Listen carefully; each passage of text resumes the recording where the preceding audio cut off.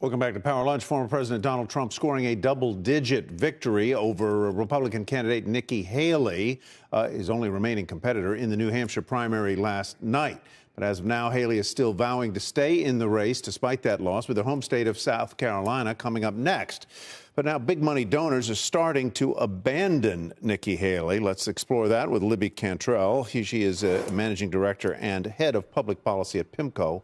And Brian Schwartz is political finance reporter for CNBC.com. And Brian, you have some news on a donor pausing who had been supporting Haley, now pausing that support. Well, that's right. Right before I came on our air here, we're learning that Reid Hoffman, who's a billionaire co-founder of LinkedIn, who did give $250,000 to a Nikki Haley super PAC last year, is now deciding to put a pause on any future help. That obviously could change if things change in this primary, but right now, Nikki Haley can look at this where Hoffman's kind of stepping back. He's usually a Democratic donor. He gave to Nikki Haley, and this idea being that she could be the best bet to defeat Donald Trump in the GOP primary. He said that on a LinkedIn post, and now we're hearing that that is over, at least for now, in terms of seeing help from him. And that's just a little trickle of what we've been hearing throughout the last 24 hours from GOP fundraisers and the like, where there is just this look at this race right now and questions as to exactly, A, what impact any money they raise for her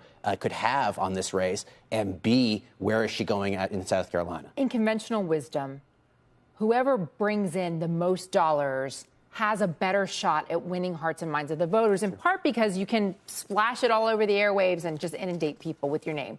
That doesn't seem to have worked for her in Iowa and New Hampshire, and especially in New Hampshire, it's notable because of how, I'm a former New Englander myself. I think I can say this, how crankily independent New Hampshire voters can be. Like, don't tell me by your polls and your predictions who I'm going to vote for. Yeah, you're right. This was a state, the New Hampshire primary, if you look at it from a just electoral perspective, this was one where she really could have won, in theory. There were enough independent voters out there where this really should have been a state she did well at. Now, the Haley camp's going to argue, well, we got within 12 points, and that's great. But, you know, I would say that 12 points back from number one is still number two. It's still the silver. She did not win in New Hampshire.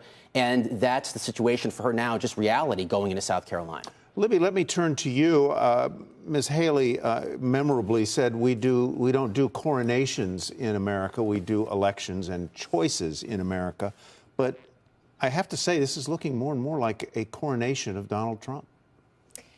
Yeah, Tyler, that's right. I mean, we've been talking to our clients for several months now that this was really Donald Trump's nomination to lose. He was such a clear frontrunner, both in polling, but also in fundraising. And also something that may not be really appreciated is that his campaign this cycle is incredibly sophisticated. It's very professional. It has an excellent ground game. So all of the ingredients were there over the last few months for Trump to basically wrap up this nomination in the early stages of the primaries, basically the primary process being over before it really starts. Now, you know, Nikki Haley did well enough last night. We'll see. I mean, I think the news about the donors is quite notable. She has a big fundraiser here in New York next week, at least supposedly. We'll see how that goes. But she may stay in South Carolina. But unless something really dramatic happens in South Carolina, which looks very unlikely, this is going to be effectively a coronation. Well, Donald Trump will be the nominee. Is South Carolina her make or break state? I mean, if she doesn't win in South Carolina, is it over? I mean, we were saying New Hampshire was make or break, really. But again, she did well enough. She didn't have the knockout that she really needed to change the momentum of this race. But yes, I mean, I think for all intents and purposes, South Carolina is really going to be the last gasp. Now, there is a chance, like Governor DeSantis, who said he was going to stay in until South Carolina, but that, of course, promptly dropped out. There is a chance that she may drop out as well before that contest. I think that's unlikely, though. Of course, this is her home state. She was a quite popular governor.